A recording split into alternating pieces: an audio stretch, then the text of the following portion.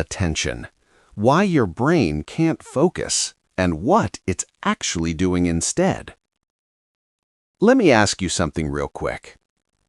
Have you ever opened your phone to check one message, and then, somehow, it's 30 minutes later, you're watching a video you don't even like, and you forgot why you picked up the phone in the first place? Yeah, same. That's not you being lazy. That's not low discipline.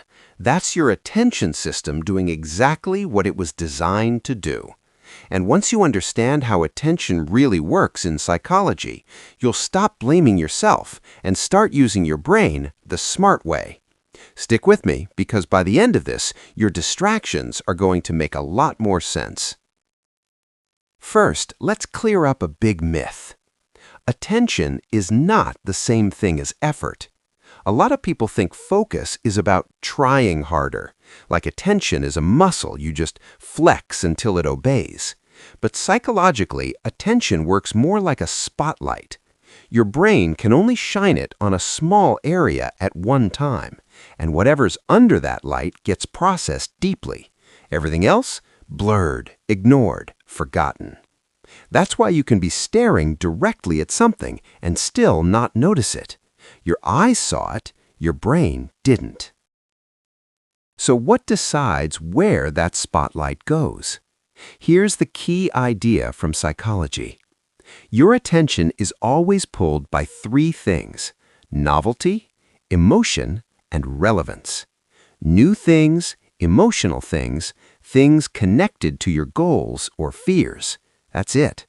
Your brain doesn't ask, is this important for your future? It asks, is this interesting right now? That's why a random notification can steal your focus faster than your biggest life goal. Rude, but efficient. Let's make this relatable. You sit down to work. Your brain is ready. Your plan is solid. Then, ding, a notification. Even if you don't check it, your focus is already cracked. Why? Because attention isn't just about what you look at. It's about what your brain prepares for. The moment that notification hits, part of your attention shifts into "what was that" mode. Your spotlight wobbles. Now, here's something funny. Your brain is amazing at focusing, just not on what you want.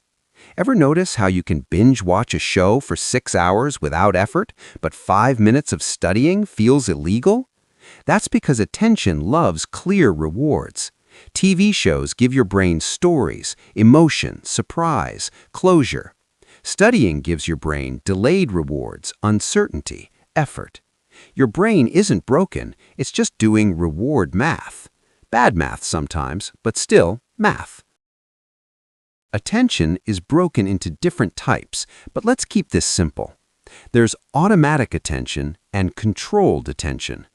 Automatic attention is fast. It's instinctive. It's the reason loud noises, movement, and drama grab you instantly.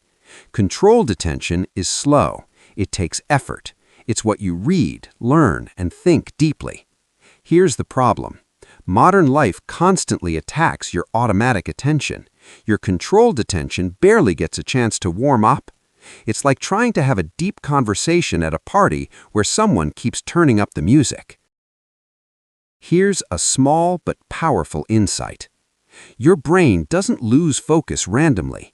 It shifts focus for a reason. When your attention drifts, it's often because you're bored, you're overwhelmed, you don't see progress, your brain wants relief. So instead of yelling at yourself mentally, ask, what is my attention trying to escape from? That question alone builds awareness, and awareness is the start of control. Let's talk about multitasking, or as psychology likes to call it, rapid task switching, because that's really what's happening. Your brain cannot truly focus on two things at once. It switches back and forth, fast but not free. Each switch costs mental energy. That's why multitasking feels productive but leaves you exhausted. You didn't do more, you just burned more fuel. Your attention paid the price. Here's a real-life example. You're watching something while scrolling your phone. You laugh, you nod, You feel engaged, but later you barely remember anything. Because divided attention creates shallow memory. Your brain was present, but not invested. Attention is the gatekeeper of memory. No focus, no storage. Now, let's add a little humor. Your attention span didn't suddenly shrink. Your brain just got used to being entertained every 2 seconds. It's like feeding a child sugar all day and then being surprised they don't want broccoli. Your attention isn't weak, it's overstimulated. Here's something psychology discovered that surprises people. Your attention improves when you remove choices. The more options your brain has, the harder it is to focus. That's decision fatigue. That's why having a clear plan helps attention, not because it makes you disciplined, but because it reduces mental noise. Your brain relaxes when it knows what matters. Another huge factor in attention, emotions. When you're anxious, your attention narrows. When you're curious, it expands. When you're stressed, it jumps around. Attention isn't just cognitive, it's emotional. That's why forcing focus during high stress rarely works. Calm comes first, focus follows. Here's a trick psychologists love. Instead of trying to focus for a long time, focus for a short time on purpose. Your brain trusts short commitments, long ones feel threatening. 5 minutes of real attention beats 1 hour of fake focus. And once your brain feels success, it often continues on its own. Momentum is an attention cheat code. Now, let's bring this home. Your attention is not your enemy. It's your guide. It shows you what excites you, what scares you, what you avoid, what you value.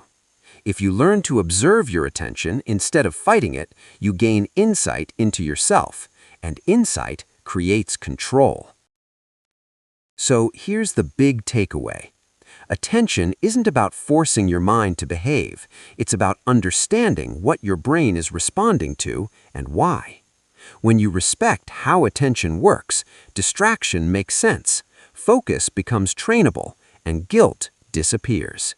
Your brain isn't failing you. It's just doing its job in a very loud world.